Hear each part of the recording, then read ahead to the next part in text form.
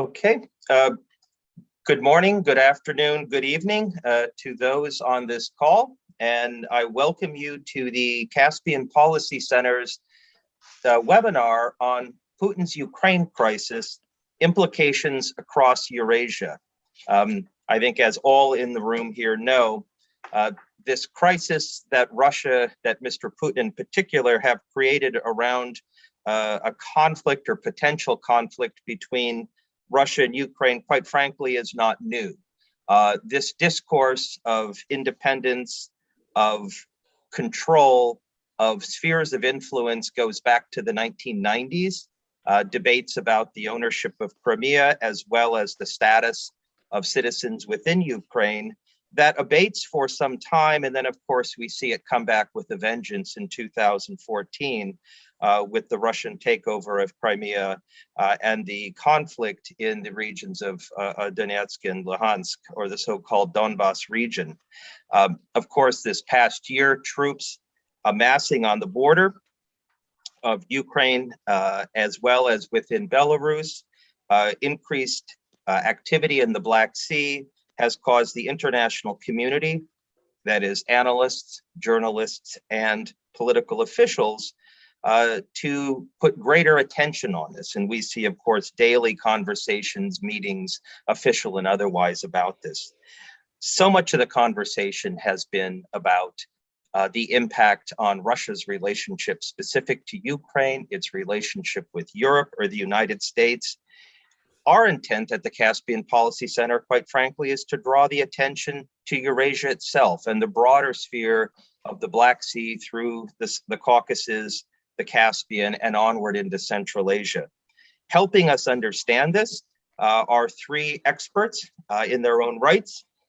Dr. Hannah Shellist, who's the Director of Security Programs, the Foreign Policy Council Ukrainian Prism, as well as Editor-in-Chief of UA, Ukraine Analytica, a longtime expert on Ukrainian security policies and their national security strategy. Joining her will be Ambassador Georgi Badridze, a senior fellow at the Georgian Foundation for Strategic and International Studies, a career foreign service officer, also an expert and analyst in the think tank community on South Caucasus security. And then finally, Mr. Timur Omarov, who's a fellow at the Carnegie Moscow Center, brings with him a background in the business community and in terms of Central Asia's relations with China and Russia, but also the broader economic space of Eurasia. And so it's really an honor to bring these three individuals together to discuss the challenges of Putin's Ukraine crisis. And make no mistake about it, it is his crisis. He is creating the terms of this. The question is, how do we respond? And so to that, I'll go in the order I introduced, and I'll turn the microphone and camera now to our first speaker, Dr. Hannah Shellist. To you, please. Thank you, Roger. And thank you for the invitation and attention to what is happening. And you know, that is probably the first time when I would agree with the word crisis, because the conflict have been happening since 2014, if not earlier, because you've been speaking about Russia questioning what is happening here for the last 30 years. I would say that at least for 300 years. As a lot of developments that we have implications now, they have their basis back to the 17th century. And unfortunately, sometimes we are forgetting the history and because of this, allowing Mr. Putin his own interpretations of the history of the Eurasia and our Black Sea. However, history strikes back, and sometimes we definitely see the new crises appear. If we go more into detail what is happening since November, because that's the crisis that is worth discussing now, it seems to me that that is for the first time when everything from the local level went to the global. It's not that before we didn't have the involvement of Washington, Paris, or Berlin for sure, but most of the discussions and most of the requests from the Russian Federation, they were about Crimea and they were about eastern territories of Ukraine. They were about Ukrainian domestic policies. However, since December, when so-called security proposals being announced, it started to be understandable even for those who couldn't get these before, that it is not about this. It is about idea to restore the Soviet Union power or legacy, it's better to say, not the power, but the legacy. It is about desire to have Washington and Moscow deciding the future of the other states, and that is about spheres of influence. So, and definitely when you understand this, you understand all these ideas that can undermine NATO, that can undermine sovereignty, not only of Ukraine, but of other Eastern European states, and definitely of some of the Caucasus. And that is interesting that since December, we started to see that many of the regional countries started to be more cautious and better understanding the situation. Because if before, for example, Romania and Georgia had very clear statements about what is happening in the Black Sea, what are the Russian actions, so sometimes Azerbaijan or Bulgaria were a little bit with the dubious positions. And it seems to me that not anymore, at least what we can follow within the last few months. But at the same time, what is currently happening, most of the countries and media paying attention to the Russian forces build up on the east of Ukraine. But that is only part of the problem. The serious build up on the north, meaning at the territory of Belarus, is important because before Ukraine thought that the Belarusian part of the border is safe, as Belarus before 2020 was not supporting Russian anti-NATO, for example, or anti-Ukrainian statements. Not anymore. We see the serious developments there. But for this, we are already ready. For 1 year, what's happened on the south, it is the de facto attempt to block the Black Sea. The Russian Federation, even before, been closing a significant part of to 25% of the Black Sea for the so-called exercises, as a result disrupting the navigation. But few days ago, for the first time, they managed to send notice to the respective hydrographic organization, closing the whole northern Black Sea. And we couldn't name it direct blockade because they left very, very narrow part near the shore of Ukraine, between Romania and Ukraine. So the ships, theoretically, not all of them, not with big depths, but at least some ships can come to Ukrainian ports. So legally, we cannot starting the procedures with the United Nations. But de facto, they made a blockade of the ports. So as a result, it can influence 70% of our exports that is going through the ports. And here, why I started that local became global, you need to understand that, for example, such countries as Lebanon last year received 50% of their grains from Ukraine. Ukraine is the first world exporter of the sunflower and sunflower oil. In the top three of wheat, of barley, and that I'm speaking only about food security, not speaking about uranium or mercury or and all other natural resources. That's something that definitely would have the impact for the supply chain. But think about just food security, especially when you go to the region of the Middle East, and for Asia. That's why it seems to me that, and it will be my conclusion as per now, I will be glad to elaborate on any of them, that what many countries prefer to think as the local affairs and the problem between Russia and Ukraine, with the last 2 months of the Russian actions, they already could understand that the implications of these events would have much greater and much longer consequences around the world. Okay, thank you very much, Dr. Shellis, for those comments, and we definitely will get back to those latter issues. We're now going to turn to Ambassador Georgi Badridze for your comments. To you, sir. Thank you very much, and I'm glad that my initial presentation is limited by 5 minutes because I have lots of unpleasant things to say. When you come from Georgia, when you look at the current crisis from the Georgian perspective, it's impossible not to think of many, many lessons not learned from Georgia's experience, from Russia's previous behavior, previous attempts to destroy the post-Cold War world order. It, by the way, started not even in 2008 when Russia successfully invaded Georgia and got away with it without much precautions, without much price to pay. But in the 90s, the problem is, in my view, is that the West is having a long-standing problem of inability to discern between the Russian interests and the Kremlin whims, right? Speaking about, and we heard it even yesterday, speaking about Russia's legitimate security concerns. What Russia does is not a reaction to the NATO expansion as it is trying to present it, not to certain concerns, and Russia regularly cites some kind of hurt feelings after the Cold War.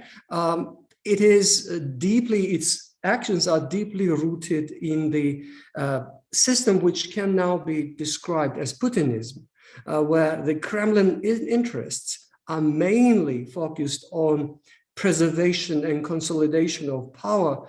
And this very often directly contradicts Russia's long-term national interests. Even if we believe for 1 second that the Kremlin's goal was to restore Russia's control over the former Soviet territories in one form or another, what Mr. Putin has done, either in Ukraine or Georgia or in Moldova, is exact opposite what could have been a more successful way of reintegrating or reinstating Russia's influence. Now, to the lessons and to the intermediate outcomes of the crisis, which I do not believe is completely over. But at this stage, we can say that, happily, Putin has not launched a full-scale invasion, has not bombed Kiev yet. So there are good news. It comes also with the signs of greater unity of the West than Georgia experienced in 2008. Like I said, before the war, the only thing we heard from the West was do not get caught in the Russian provocation. Okay, but what should have we done? We were never told. We were very clearly told on time and time again that the West, the United States, won't be able to help us, especially militarily. Okay, so Russia heard that too. And what did these kind of statements made Russian invasion of August 2008 more or less likely? Well, we can judge it from our experience. This time, of course, we had more coherent, more united, more convincing reaction, which probably in reality did deter Russia from actually invading, right? But let's just focus on what could be done at this stage. Number one, Russia claims it is motivated by the need to stop NATO expansion. Number one, this is a lie, first of all. NATO expansion was effectively stopped by Germany in 2008. So when Russia says that you promised Georgia and Ukraine the membership, it's simply a lie. Germany blocked membership action plan, which was in reality the only practical mechanism for Georgia and Ukraine to get the accession. Russia started its proxy war against Georgia long before Georgia ever mentioned interest in membership of NATO. Russia invaded Ukraine in 2014 when Ukraine did not, at that time, discuss any membership. Mr. Yanukovych had actually said that Ukraine was not interested, etc. What can be done? Again, the only plausible, reasonable course of action, in my view, and I'll be happy to elaborate it more in more greater detail, is to return to create a coherent policy of containment. Any sort of concessions, unilateral concessions to Russia, to the Kremlin, will only encourage, embolden Russia's aggressive movements. The problem is, and this needs to be understood, I think, in the West, that unlike China, which doesn't have this internal issue of the stability of the regime, Russia, the Kremlin needs the crisis, or at least the sense of crisis, especially among its population, to divert their attention from the failed way they govern this country. Russia could be and should be the world's richest country. It is, well, by far one of the poorest countries among developed nations. Unlike China, which is trying to take advantage of the international system, Russia is trying to destroy it. So we need to be very clear about this. If we need to end the crisis, Russia needs to get a coherent Western response and to make sure that it fails to destroy the rules-based international system. Thank you so much, sir, for those comments and suggestions or recommendations looking forward. We're now going to turn to our third and final panelist, Mr. Timur Omarov. And I should say an individual who has experience with China, Russia, and also the US. So you look at the great powers, but we're really going to ask you to look as someone from Uzbekistan, the Central Asian perspective on the crisis we see unfolding. To you, sir. Thank you very much. Thank God I'm not Ukrainian expert or expert on Ukraine, because this is, a crazy situation. And I will be talking about the current event from the point of view of Central Asia and why it matters for Central Asia. At first glance, it seems like Central Asia doesn't border Ukraine, and it's has barely much in common with the current crisis. But if you look closer, you will understand that for Central Asia, what is happening right now and what was happening for years now around Ukraine is a very important issue because of three main reasons. First of all, because of the essence of the sovereignty in post-Soviet states. Number one, ideological value that all Central Asian countries are talking about and want to secure this value is sovereignty and independence. And when Russia behaves in a certain way towards other post-Soviet states, it sets bad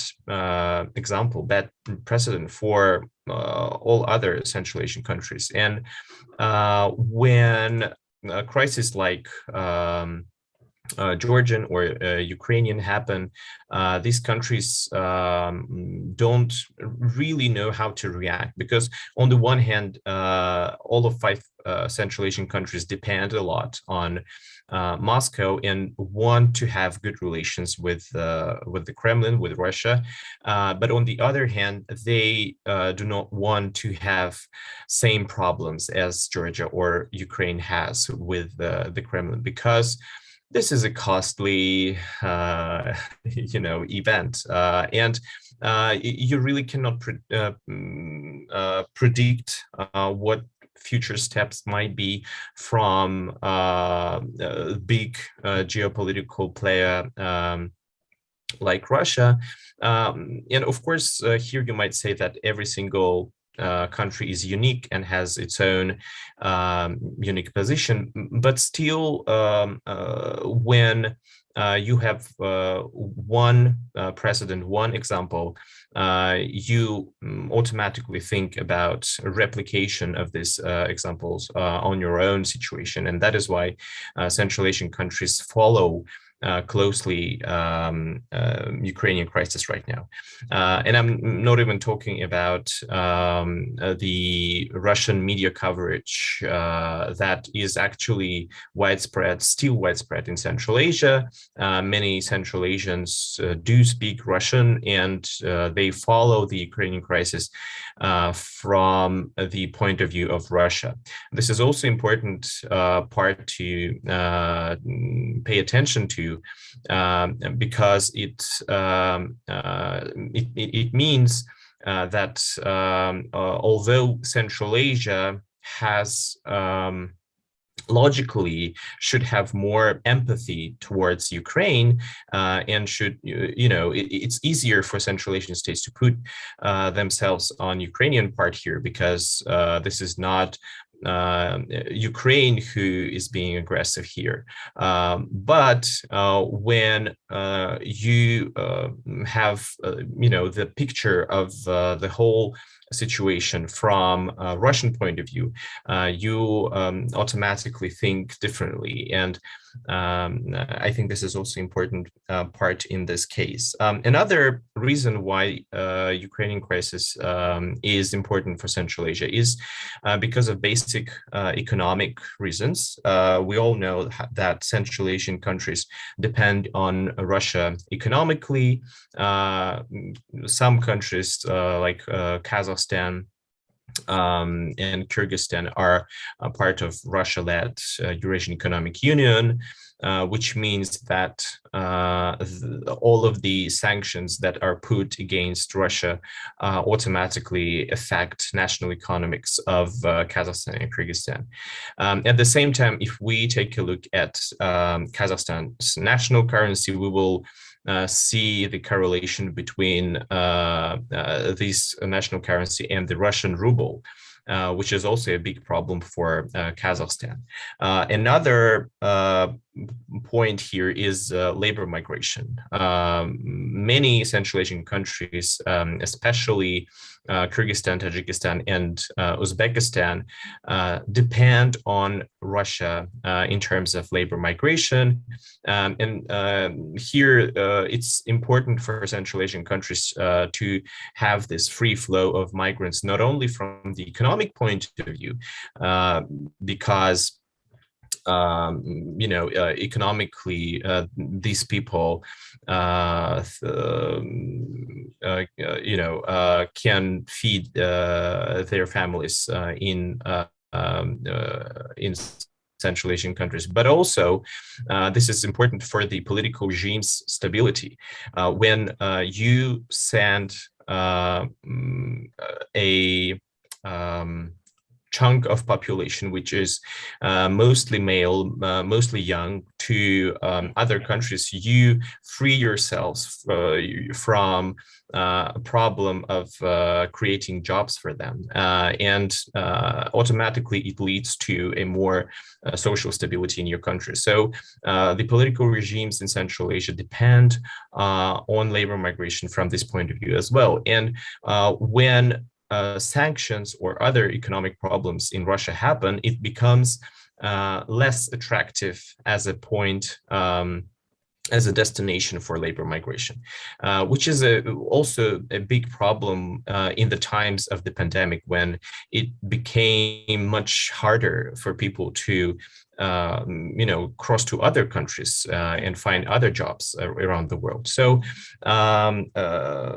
these points are important, and I will end here. We'll be happy to answer any questions you have.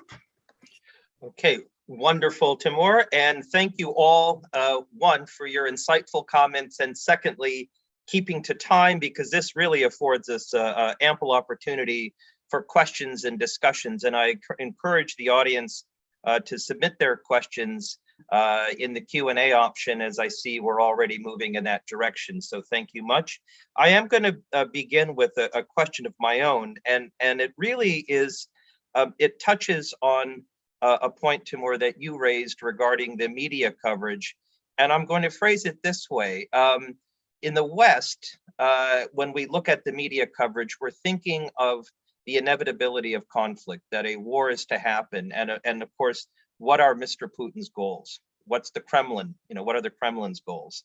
And in this regard, is it, putting Ukraine back in a sphere of influence? Is it, preventing Ukraine from being part of NATO, et cetera, et cetera? Conversation I think everyone here knows well. The question is, short of conflict, what would be a success for Mr. Putin, and how is this framed in your regions? That is, if there's a way to avoid conflict, how can Russia do this? And I will say again, Mr. Putin do this while looking successful? And this is a difficult question. So I'm curious, is this being debated in the region, and how do you see as success short of war? Hannah, I'm going to turn to you, and we'll go in the order of the speakers. So Hannah, Ambassador, and then Timur. What can be the saving the face? For many years we were talking about saving the face, and now we probably became a little bit frustrated. It's something as you have the home violence, the abuser or the rapist, and you're asking the victim how to save the face of this rapist. Honestly, I understand that it's probably not the lexic I need to use during the academic event, but at the same time, probably when you speak about the international law violations and everything, a lot of people prefer to be deaf and blind of what is happening in Ukraine and Georgia and Moldova, because it is the pattern of the Russian relations. That's why sometimes you need to name things what they are. But still, if you speak just about the last 2 months, just to de-escalate what is happening, it seems to me that the start of the strategic negotiations with the United States about the missiles stationing in Europe, even at the territory of Ukraine, even that we don't have the strategic missiles that are under the treaty, the discussions about the transparency of exercises, so that package that the United States administration just proposed to the Russian Federation. So all those big topics that Mr. Putin really enjoys of the global politics, that can be the variant, because you are demonstrating that you are continuing negotiations, that you are at the table for the big topics, global challenges, and you're speaking about security, because you're speaking about weapons, you're speaking about exercises, you're not speaking about some economic support. So that can be, but the problem is it really what Kremlin would like? And that's more and more experts here in Europe are asking the question. Because sometimes when you see, for example, the proposals in December, and when you read what is in those December proposals about the security, you understand perfectly that compromise and negotiations was not the aim for the Russian Federation. Otherwise, you would never ask the NATO member states to reject their membership. And de facto, when it is written to return back to 1997, it means that at least 9 member states should just withdraw from the organization and to reject their security guarantees. So it was not about Ukraine anymore. It was just about bullying and bluffing and pressuring, demonstrating that I can do it because you're not opposing me. In these conditions, it is much more difficult to say what can save the face, because you don't understand, is this person really would like to save this face? Thank you. Ambassador Badridze, please, to you. Well, I already alluded to this fact, but we have to emphasize this. The first victim of the Putin regime is the Russian people itself. Putin and Putinism has failed to deliver a decent level of life, quality of life, and prosperity to Russians. He's been now trying to substitute prosperity with the illusion of greatness.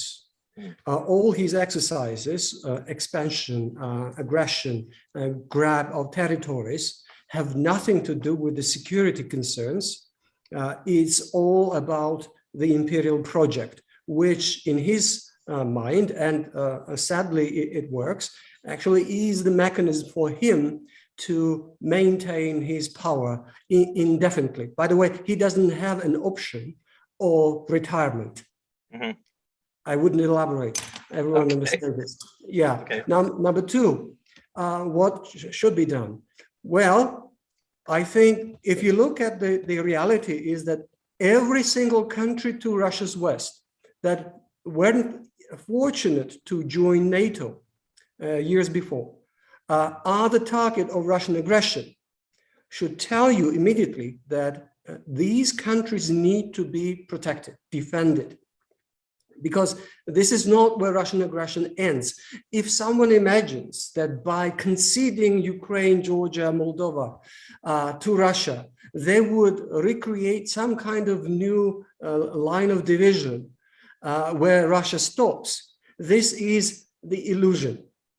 And you do not need to speculate. You need to listen to what Russian opinion makers are saying to this regard. So giving Ukraine, Moldova, Georgia security guarantees would be step number one. Of course, I do not live in some fantasy world. I know that Germany is not the only country which would object. It has already sadly, I have to say, enabled what Russia has done in 2008. It was the division within NATO, which was demonstrated during the Bucharest summit in 2008, which basically launched Russia into the direct military aggression against Georgia. So what I'm saying is that the West needs to get serious about the Kremlin behavior and to elaborate a coherent policy. And it should be started with giving security guarantees to the nations that are striving to build democracies and to remain free. Okay, thank you so much. And Timur, I'll turn to you for your thoughts on this. And as well, I'm going to follow up with a partial question, or taking on a question that Ambassador George Kroll has asked regarding, geography is something, of course, we can't change. We have our neighbors and we work with them. And he highlights specifically that Central Asia has been managing its relationships with Russia and China. Any lessons you could also add for Ukraine and Georgia and other former Soviet states on how they should, work with this sort of the tyranny of geography? To you, Timur. Thank you. I really don't know what is the best, what Putin wants or what Russia wants from the Ukraine crisis. But I do know what Central Asian countries want the best option to be out of this crisis. Status quo will be great. If everything ends up as it was, it will be great for them. The Central Asian countries really don't want to see, worse economic situation in Russia. They don't want Russia to have even worse relations with the West, because they really struggle to balance between Russia, China, and it will be even harder for them if relations with the West will be, catastrophically bad.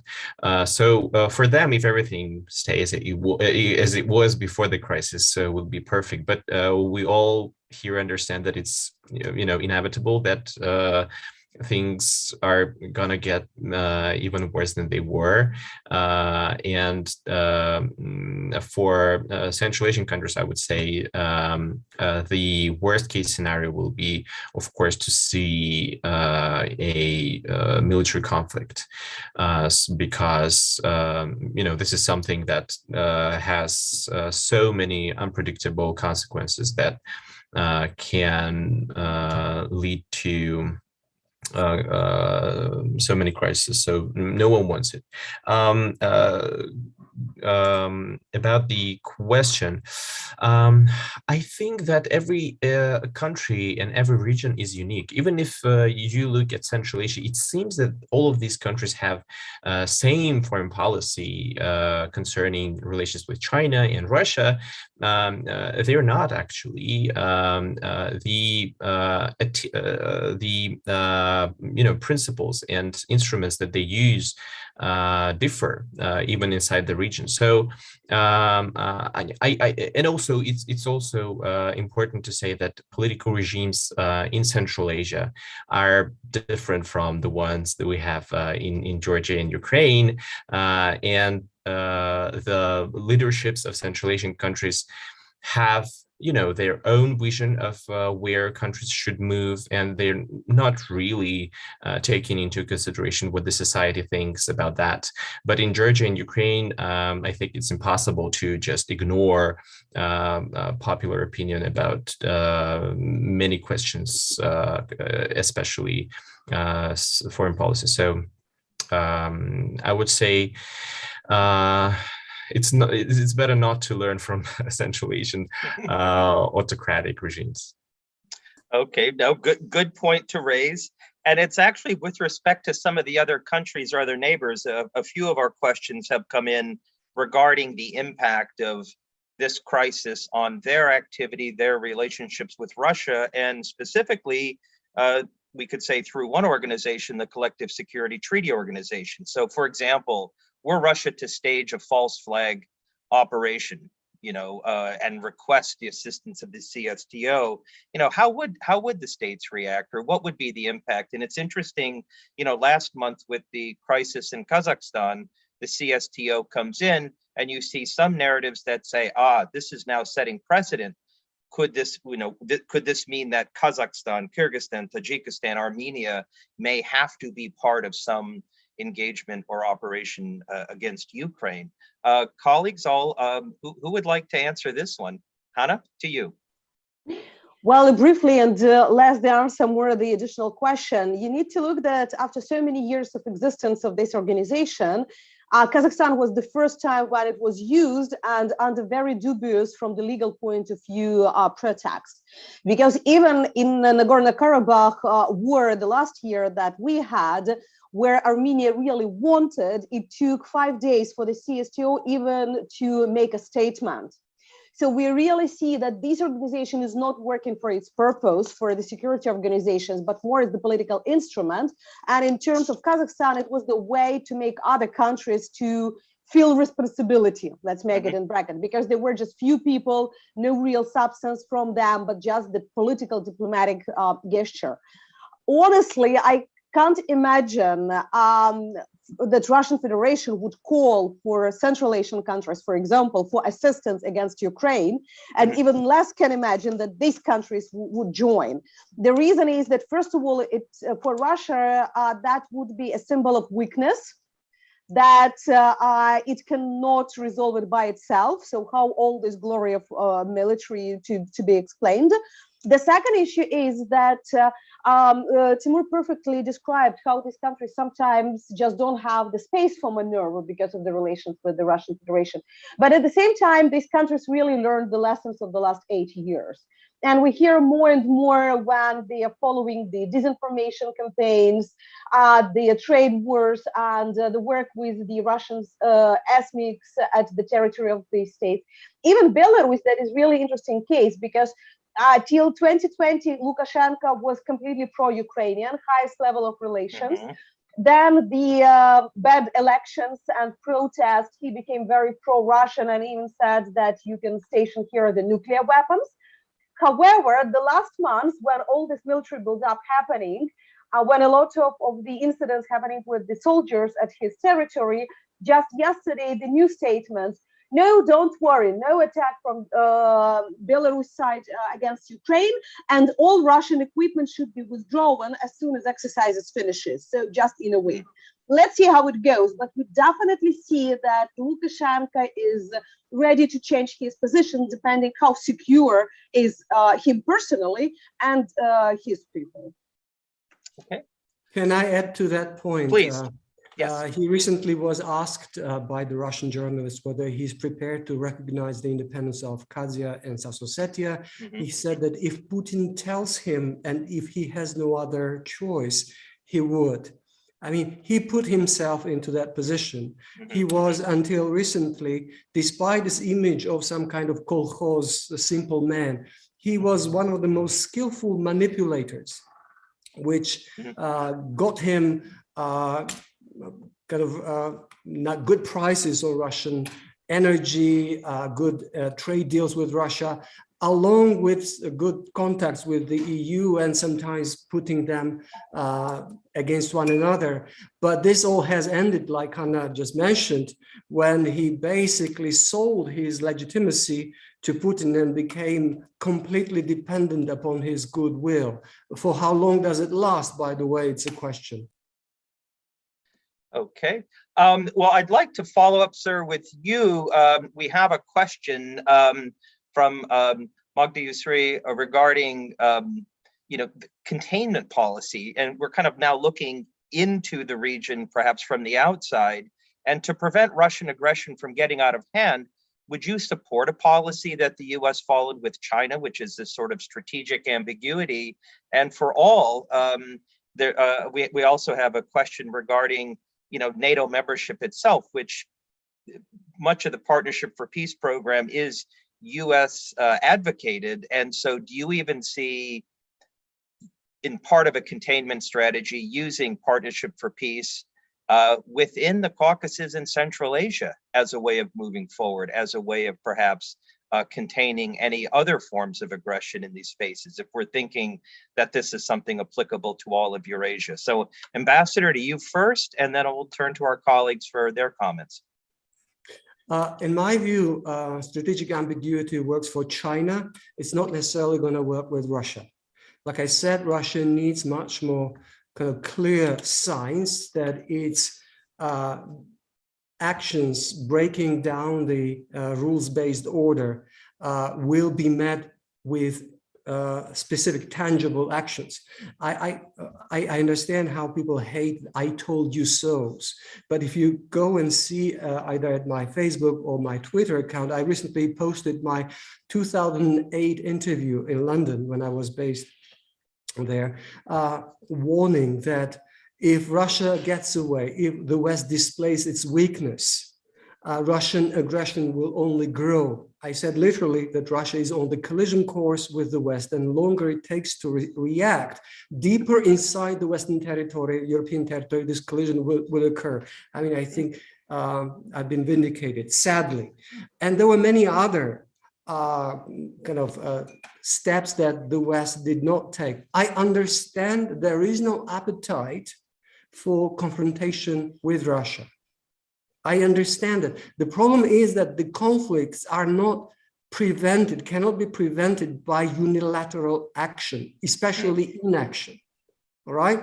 When you're trying to tango with your partner and he does judo moves on you, it should become clear that it's not necessarily a nice dance. All right?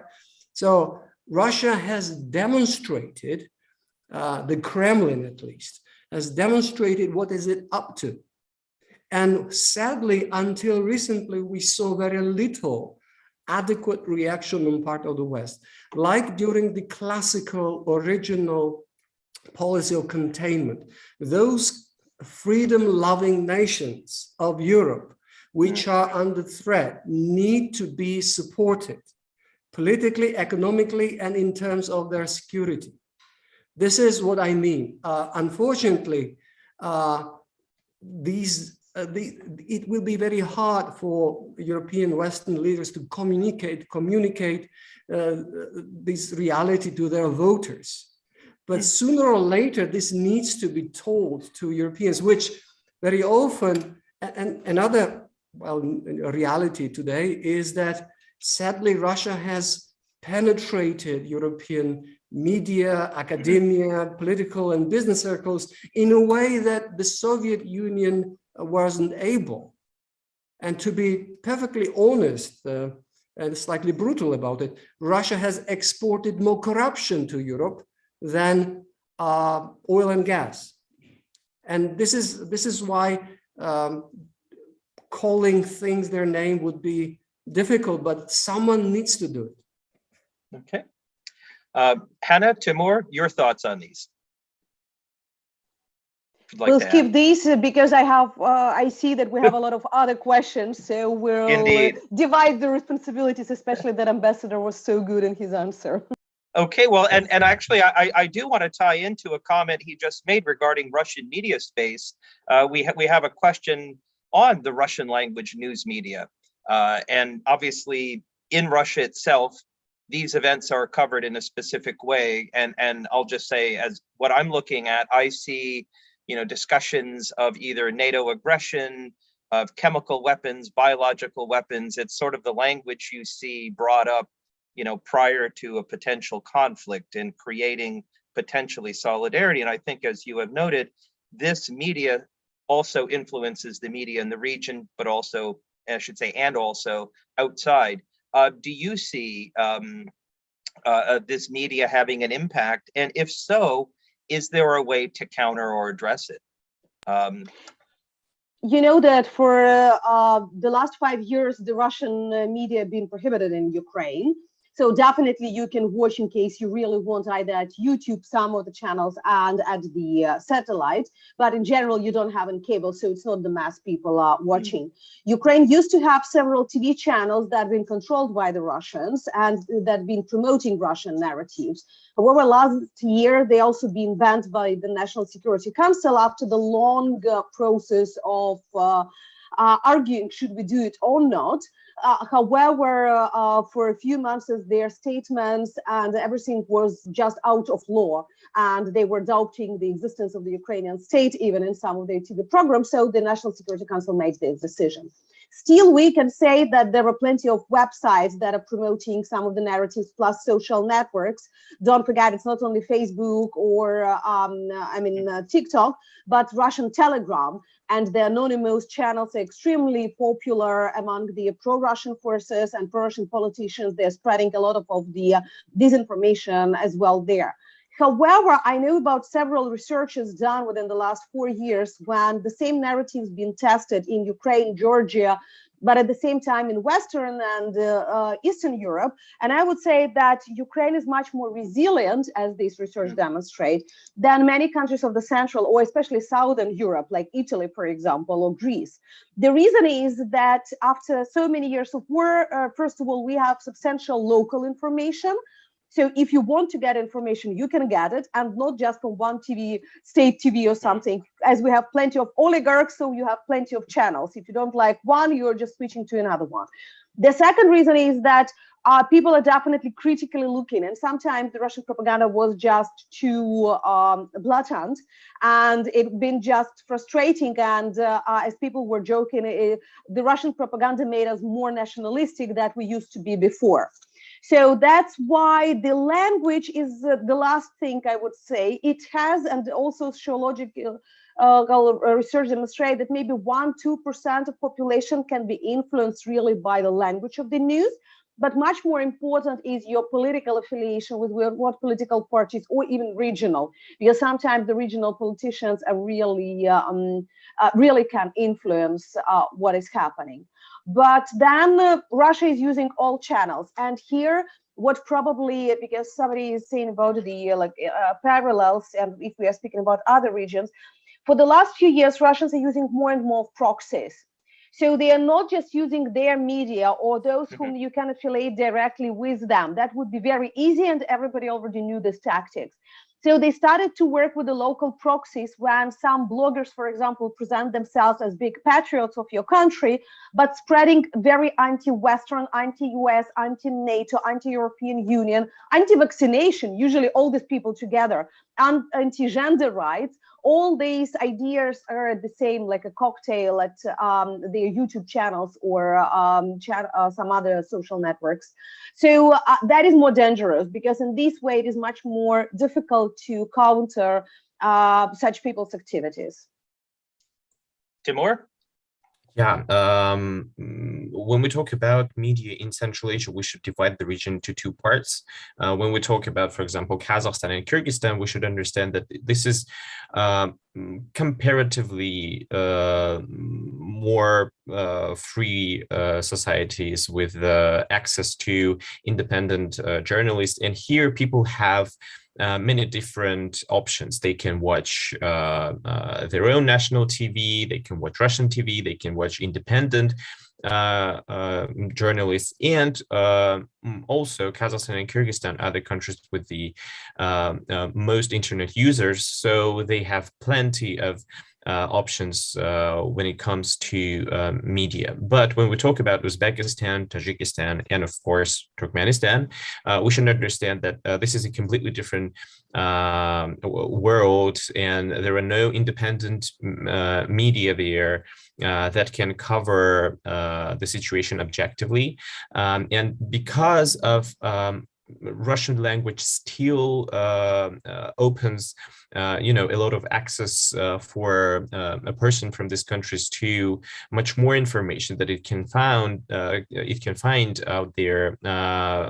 People, especially in big cities, are watching the only option that they have, and it's usually Russian TV, because the national TV is just horrible quality and does not entertain you as you want. So here Russian TV wins this competition, and that is why in this part of Central Asia, you would see more kind of pro-Russian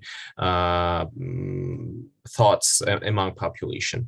And also, I would echo what Hannah said about Russian actors using different, troll factories to, gain popularity in the internet. And here, if you take a look at Telegram channels that are very widespread across Central Asia, you would also see that some Telegram channels are, as they say, moderated from Russia and are using different, instruments and narratives to make people believe the things that Russia wants them to believe. Okay. Ambassador, any comments on this? Yes, sir, to you. Just a tiny comment, which is not 100% related. How Russia has wasted enormous resource of soft power in shape of Russian language. For instance, my generation speaks fluent Russian. When I served in the Soviet army, I discovered that I knew Russian literature and Russian culture better than absolute majority of the Russian guys serving with me. They hadn't heard about a single Russian writer outside Russia, Soviet school curriculum, no Akhmatova, Tsvetaeva, or anything. And they were kind of shocked why a guy coming from a different culture, having graduated from a Georgian school, Georgian university, etc., knows these things. And you know what? My children basically refused to learn Russian.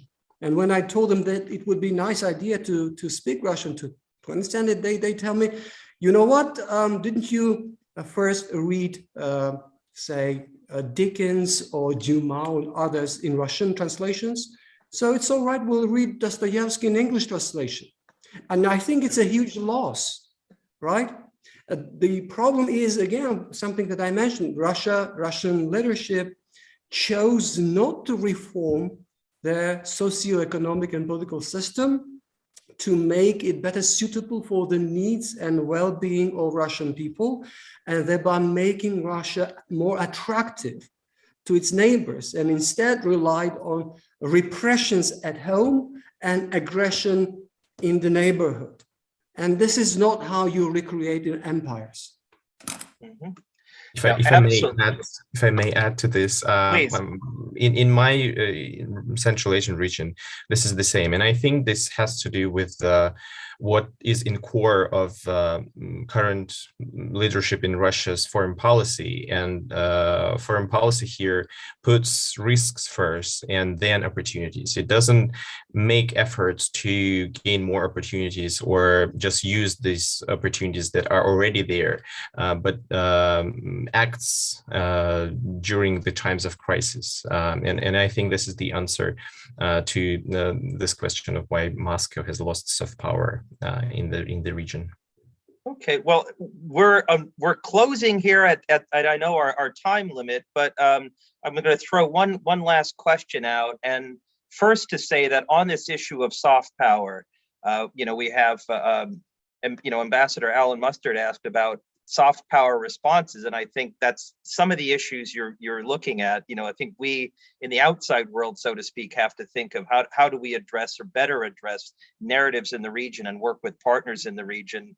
And also Ambassador Hoagland notes, and this, Timur, is specific to you, the notion of, with what happened in Kazakhstan, now Ukraine, are we seeing Russia presenting itself as an owner of a sphere of influence? You're perhaps saying, that might not be the case given the counter narratives coming out.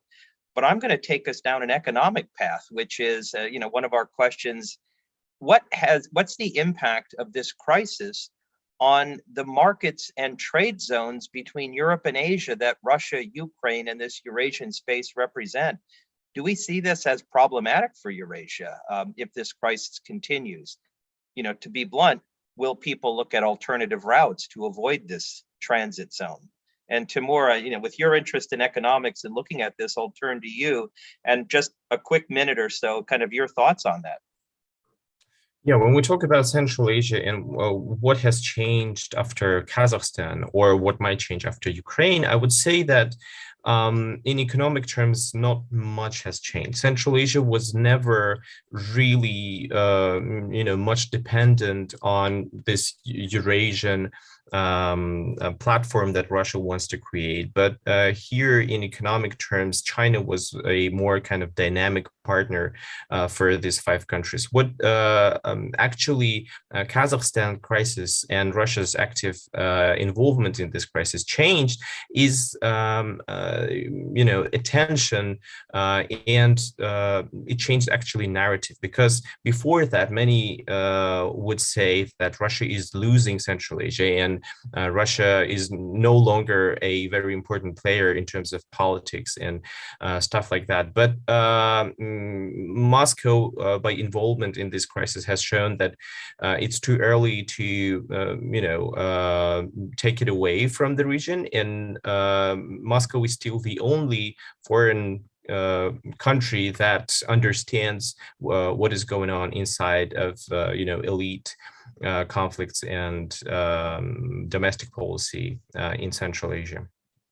Okay, a final comment, Hannah, Ambassador Badridze, to you, sir, and then to Hannah Shell. Hannah, please. Okay. That it doesn't matter. First of all, just briefly one comment that I see among the questions that people have been asking about the transit, and that's really the transit and trade between Ukraine and Central Asian countries falls significantly because Russia imposed the sanctions and prohibited any type of the cargoes being delivered between Central Asian republics and Ukraine. So the numbers for trade are very, very small, despite the attempts to restore relations, and they were quite good before. In terms of the soft power, what is interesting, that we understand the soft power in the different ways, and sometimes economic support, the support during the pandemic with the vaccines, for example, or mask diplomacy, it worked as a soft power as well. But at the same time, we saw how very often the soft power instruments being turned into the hard power, or at least attempts to use them as the hard power. That's what Russia been doing with the so-called Russian world, that been tried to implement them even in Central Asia, even that Russian world being based on Orthodoxy and Slavic unity. So here, the only recommendation that can be made is to act, first of all, asymmetrical, not try to debunk the Russian actions, but to construct your own image that will be stable enough that the anti-Western propaganda would not succeed. And that's the same for Ukraine or for the Caucasus or for Central Asian countries. And the third, to fill the vacuum, not to allow the Russian Federation to fill the vacuum in such important things as education, as youth programs, as environmental. So those were definitely the Western countries, the European Union, the US have much bigger capacity. And what can be important for the next years, cybersecurity, that's issues as well. Energy in terms of green energy and Green Deal, all these developments. So just start to think one step ahead of the current situation and how you can bring the minds and the future of these countries in your favor. Okay. And Ambassador, to you. Yeah, one thing that I would suggest with regard to Central Asia is that, first of all, not many people in the West realize that this is a region with huge economic potential, which has been underutilized for decades. One of the reasons is that the region is kind of in self-isolation, or rather isolation by Russia.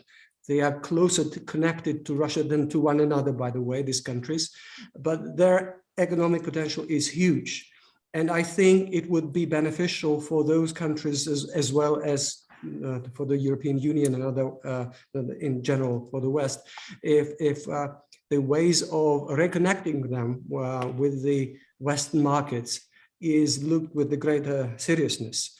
This would increase the stability of these countries, their actual independence, and this would give huge opportunities for the peoples of Kazakhstan, Uzbekistan, and others. For instance, in terms of energy security, the Central Asia could have been used long time ago, and instead, Europe has put itself in dependence with Russia, by the way, which very often supplied Central Asian gas as its own. Russia has never been a good faith partner to Central Asian countries, which had been rather isolating them rather than connecting with the European markets. This is something that needs to be done. And here is where South Caucasus could play much greater international role. Okay, sir, thank you so much. And I should say for all of our panelists, I know we're just slightly past time. I wanted to highlight one point though as we close. You know, one of our listeners or watchers, Dr. Peter Frankopan, you know, notes the notion of, has this actually helped Russia's standing as a military power, you know, this whole crisis and its ability to assert itself? And I'm just going to kind of jump in and say, that's a wait and see moment, right? I mean, we've seen Russia assert itself in limited campaigns in Syria, sort of short shock treatments like Crimea in 2014. And I'm thinking of the new Russian military approach. But, you know, that's definitely a point to consider as we see this play out. You know, our military colleagues and friends on the line know that just mobilizing the forces and keeping them on the border, maintaining their equipment, the personnel, et cetera, this is costing Russia money. And this is costing Russia, you know, time and effort. And let's see where this takes it. Our colleagues here, of course, have raised a range of other questions, whether it's the soft power component, what does this mean in the region? Are we looking at nations solidifying an opposition to the so-called Russian sphere of influence? And may we be approaching what I hope is a post-Soviet world? That is, we can start looking at the region really as the countries themselves, looking in multiple directions, be they in Central Asia, the Caucasus, and of course, Ukraine itself, which is a European state. But for that and so many other questions, I know we'll have future sessions. Again, I want to thank our speakers, Dr. Hanna Shelist, Ambassador Georgi Badridze, and Mr. Timur Omarov for their insights and their comments on this topic that's changing every day. And so tomorrow, as we see new events continue and unfold, I suspect some of us may go back to them for further comments and advice. On behalf of the Caspian Policy Center, I want to thank you all in the audience for listening and for your questions. And we look forward to having a future session on issues of importance to the Caspian region. With that, enjoy the rest of your morning, afternoon, or evening, wherever you are. Take care.